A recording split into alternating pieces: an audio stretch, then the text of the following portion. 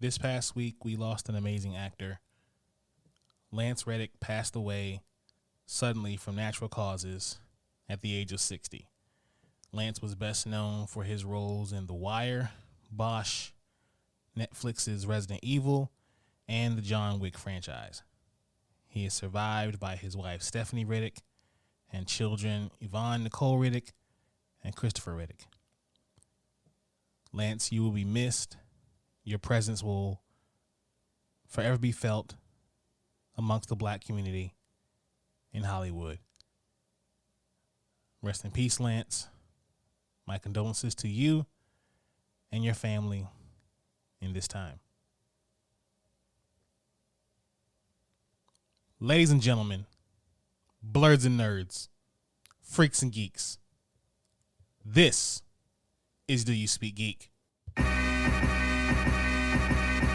D-Y-S-G, keep it real, that's key. We the best OGs, dope topics, come see. D-Y-S-G, keep it real, that's key. We the best OGs, dope topics, come see. I got a question, do you speak geek?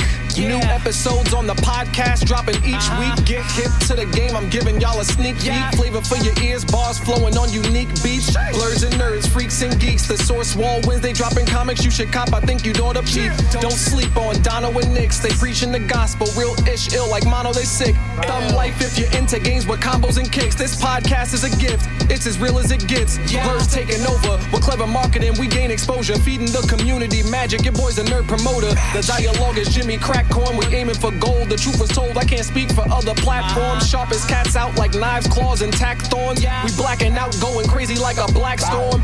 DYSG, don't forget to follow back. Hosting on the airwaves, always keeping it a stack. Flowers to my haters, psych, I ain't giving y'all jack. Number one on the charts, give your boy a gold plaque.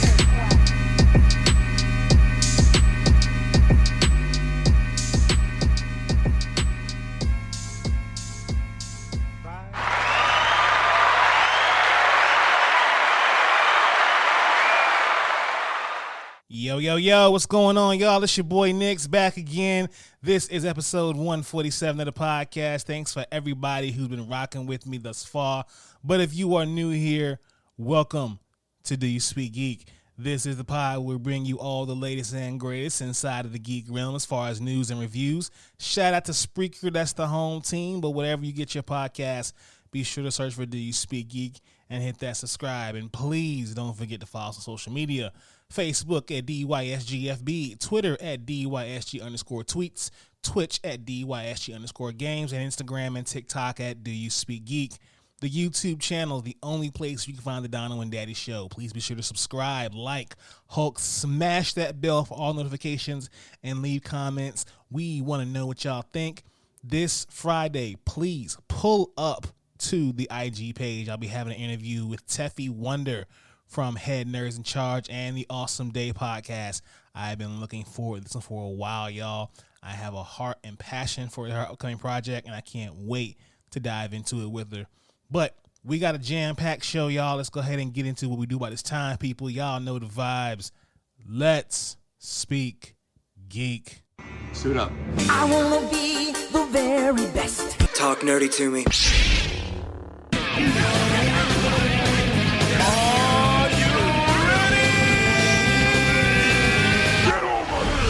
Okay, we got reviews coming at you at rapid fire.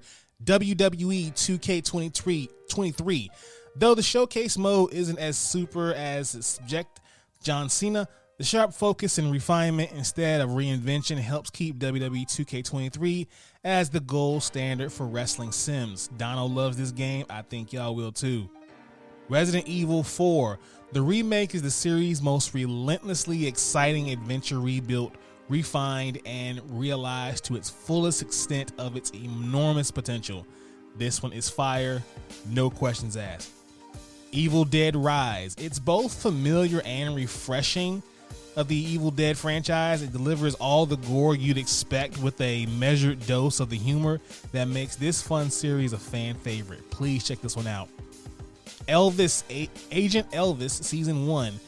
Elvis Presley gets his own Archer-style animated action series with Netflix's Agent Elvis, a fun, at times repetitive hail to the king. Not my king, but whatever. Shazam! Fury of the Gods. The movie may not pull the heartstrings like its predecessor, but there's no shortage of chaotic good humor and energetic performances that put Billy Batson and the Shazam family on the map. This was a good one, y'all. Please check it out.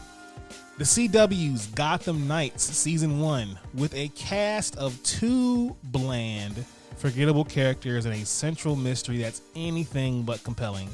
Gotham Knights stands as the weakest live-action Batman project in a long time. I checked it out myself.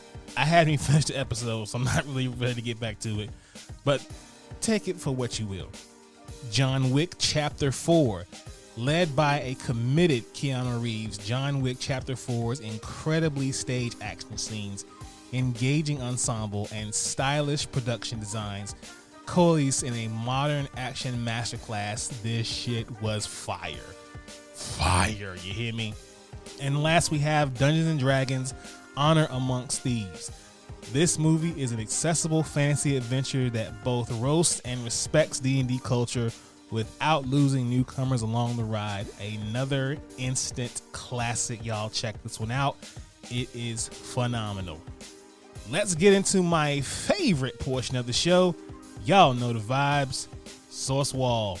Man, you come right out of a comic book. Behold the source wall. Can you read, my son? Well, that depends. There is nothing wrong with reading a story and looking at the pictures. Enough said, Stan. Let's hop right into it. The pull list this week, we got Superman number 2. Superman is overwhelmed as Parasite's new powers are unleashed. Can Superman stop all of Metropolis from being consumed by the power-hungry Parasite? Or will he need Lex Luthor's help to save the day? Introducing a new anti-hero, Marilyn Moonlight, the spirit of Metropolis, who only operates at night. Is she friend or foe to the Man of Steel? And how does she connect to Metropolis's secret past? Gotta find out. Batman One Bad Day, Ra's al Ghul. For centuries, Ra's al Ghul wanted to save the Earth from the worst of humankind. And for centuries, he has failed. Aww. Recently, his greatest obstacle has been the Dark Knight detective Batman. Ra's offered Batman a chance to be a part of his new world order, but Batman refused.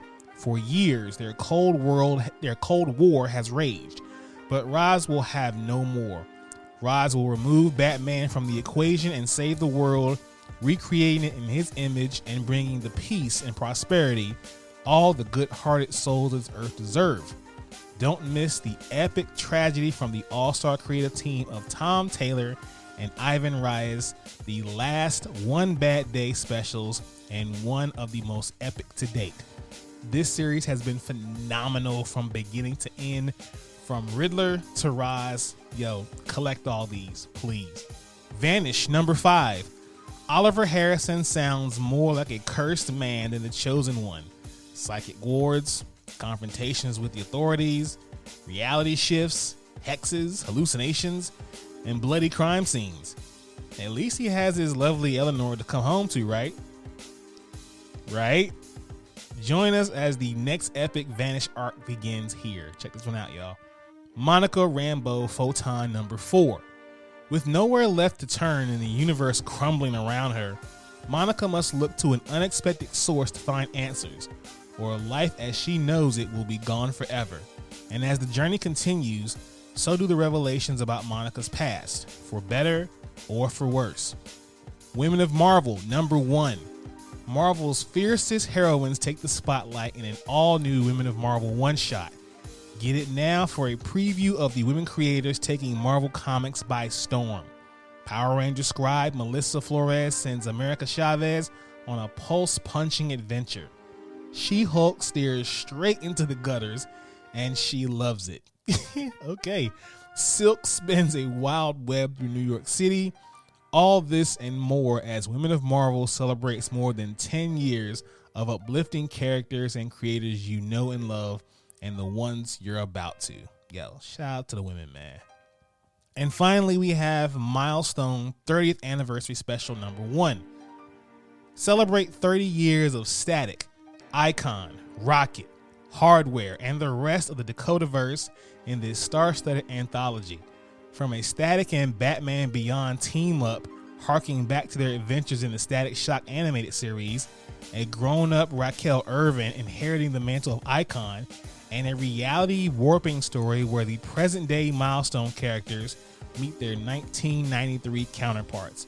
There's something for everyone for a Milestone fan to enjoy. This one's going to be dope. I'm picking this one up. Y'all be sure to pick these up and more this week at your local comic book store. Let's watch this. Watch this, y'all. Thunder! Thunder! Thunder! Lannister always pays his debts. Whoa, dude. I am the villain of the story. All right, folks, Sweet Tooth Season 2 has been announced. Netflix has shared a first look at Sweet Tooth Season 2 and announced a premiere date of April 27th of this year. 7 images of the new season were shared, showing Gus alongside his band of hybrids as they deal with the challenges of being trapped in General Abbott's prison. Looking to consolidate power by finding a cure, Abbott uses the children as fodder for the experiments of captive Dr. Aditya Singh, who's racing to save his infected wife, Ronnie. That's the official synopsis. Yo, this one's gonna be fire. I know my wife and Donna were looking forward to this one. It's gonna be fire. Y'all check it out. Quentin Tarantino's final movie has been revealed. Now, according to the Hollywood Reporter, it will be titled The Movie Critic, and Tarantino has already written the script. He plans to direct the film in the fall. Sources also tell the Hollywood Reporter that it will be officially his final movie and that it will center on a woman in the late 70s LA. There isn't currently a studio attached to fund and distribute it, but it could go out to buyers reportedly as early as this week. For some of you, that may be bad news. For some of you, you're like, yay, finally, he's done. But I know for a lot of people out there, they're like, aw, no Kill Bill 3? No, people, no Kill Bill 3. It's done. Unless someone buys the rights from Tarantino, we're not getting a Kill Bill 3. I'm sorry. Now, Zack Snyder has teased a little something here. The Batman vs. Superman director has teased a full circle Darkseid announcement coming next month. In an incredibly cryptic tweet, the director shared a short clip of an incoming transmission from Lord Darkseid, and this will arrive between April 28th and 30th. With such little information to go off, it's incredibly difficult to deduce what this means. Given that James Gunn and Peter Safran recently revealed that Chapter 1 plans for the DCU and Darkseid was left off of it, it's perhaps unlikely to be a film. But you know Zack Snyder, you never know what it's going to be. Of course, we've all heard the rumblings of the Snyderverse going to Netflix. Let's see what happens in April. Speaking of my man James Gunn, he is officially the director of Superman Legacy. It was previously only revealed that Gunn was set to write the movie. The project was announced in January as part of Gunn and DC Studios co-head Peter Safran's unveiling of their revamped DCU, at which point Gunn was unsure whether he'd direct or not. It's set to hit theaters on July 11, 2025. It will be the first title officially released under what Gunn and Safran are calling the DCU's Chapter 1, Gods and Monsters, followed by Matt Reeves' The Batman Part 2 on October 3rd. So what do y'all think? James Gunn directing this one? I mean, he's writing it, of course, he's directing it. If it's anything kind of in the vein of Brightburn, but with a more lighthearted feel to it, I don't know. What y'all think? That's just me. All right, nerds, let's hop into Thumb Life. Peace, love, and video games! That sound like Donkey Kong!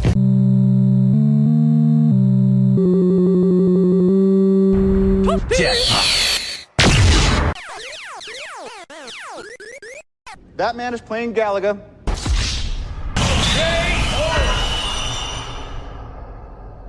All right, you gamers, Neil Druckmann says Naughty Dog has chosen its next game. He confirmed that the studio has chosen what his next game will be. However, he didn't reveal whether it was The Last of Us Part 3 or a completely different IP altogether. On an episode of the Kinda Funny spoiler cast, Druckmann said, quote, "I know the fans really want The Last of Us Part 3. I hear about it all the time. All I can say is that we're already into our next project and the decision has already been made.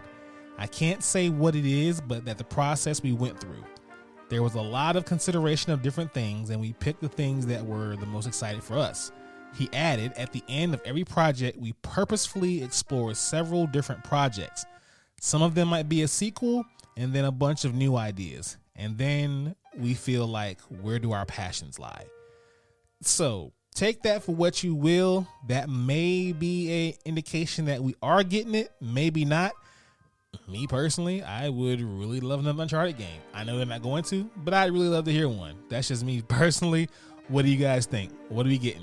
A new Last of Us or something different? Don't know. I guess we're going to find out.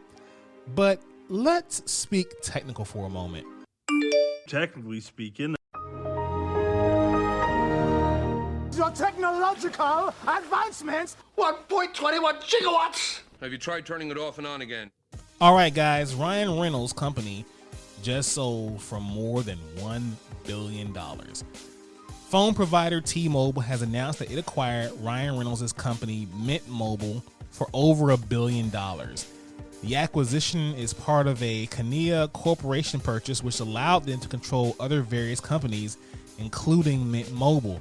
In a video announcement, the acquisition, Ryan Reynolds admits that Mint Mobile has used the T-Mobile network since the company was created. He goes on to say that a big reason why many Mint Mobile users have such a great experience is because with Mint is due to the T-Mobile network. Now, a lot of people don't want to be on T-Mobile, and they have went to Mint because of that purpose. They don't want to go to any of the major ones, but now it's getting absorbed anyway. I remember back in the day, man, we had so many other providers. There was Sprint PCS and what was it, Boost Mobile? No, Boost is still around. What was another one? Nextel. There was US Cellular. There were so many mobile providers, and now it's just the big three: T-Mobile, AT&T, Verizon. I guess someone will come along with another option maybe one day in the future, and hopefully it doesn't get absorbed. But I guess we'll see. Last piece of news here: Meta is laying off 10,000 more employees. Damn, more? So, CEO Mark Zuck has announced Meta will lay off around 10,000 employees and 5,000 open roles at the company in the coming months. The cuts are part of Zuckerberg's year of efficiency plan, adding to the 11,000 layoffs last November. Damn. Ugh. Zuckerberg shared his announcement on Facebook when he briefly laid out some of Meta's restructuring timeline. The layoffs begin with recruiting teams tomorrow on March 15th, while other employees find out in their positions is cut in April and May. In some cases, Zuckerberg noted these changes may not happen until the end of 2023, and international teams may not share the same timeline. Damn, man, it just sucks. I really hate to see anyone lose their job, especially with a number that large. Whew, man, I mean, I guess it's good for their bottom line to make their money, but that's a lot of people out of work, man. Damn, 21,000 people between now and last November. That's crazy. What are we gonna do? I don't know. All right, you nerds, let's mark out. so what you gonna do?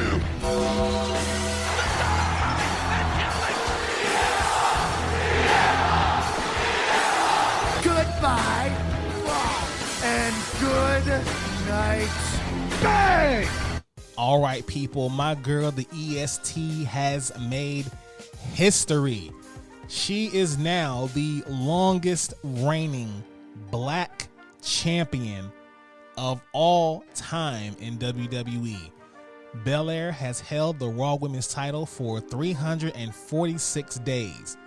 Raw Star MVP previously held the record as the United States champion for 343 days from 2007 to 2008. Belair took Twitter to acknowledge the accomplishment, and MVP Belair's reign began back on April 2nd in WrestleMania 38 when she defeated Becky Lynch in what was perhaps the best match of the weekend. Belair has made successful title defenses against the likes of Sonya Deville, Carmella, Alexa Bliss, and Bayley in a ladder match, Extreme Rules. Miss Belair, this is for you.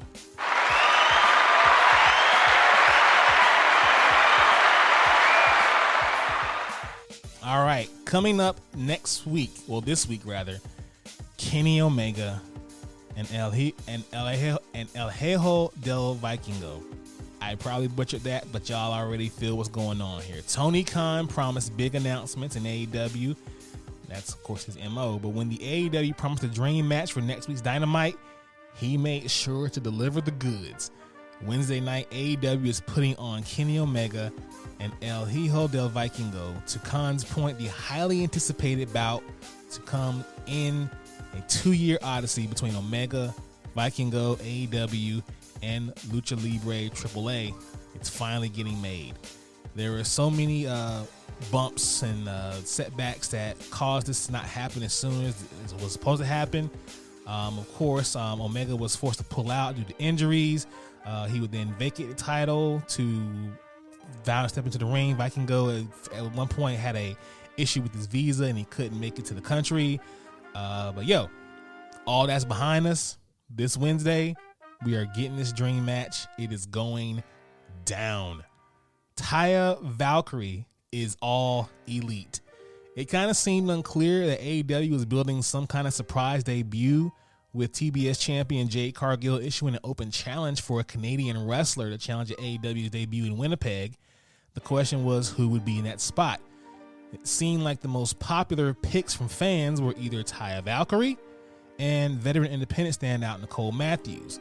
With Matthews having made a surprise return to the American independent scene on Saturday, it kind of seemed like that was in the bag. So it did end up being Matthews, but also at the end of the match, which was a squash by the way, Valkyrie cued her entrance, which was followed up by laying out Layla Gray and then putting her in Jade's own finishing move. It was later announced that night that Taya Valkyrie is now all elite and will have her first match on the following Friday night's Rampage. I'm happy to see her there. I mean, she could be doing worse. I mean, she just dropped the tag titles at Impact. So, hey, let's go. Let's see what she's going to do. Will she be the one to dethrone Jade? I don't know. And finally, the Bella Twins have officially departed from WWE.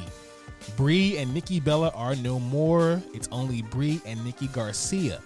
People magazine reported that the WWE Hall of Famers are now gone from the company and will be going forward as the Garcia Twins, with their names of the popular Bella's podcast being changed to the Nikki and Brie Show. Having previously removed any mention of WWE in social medias, Nikki and Brie said their upcoming contract renewal made them realize it was time to step out on their own and start a new chapter in their lives. Now, the duo had been critical of WWE's female representation as of late, noting that the recent Raw Triple X celebration failed to acknowledge the women's revolution the past 15 years, which has seen a stark change in the way WWE presents its female superstars.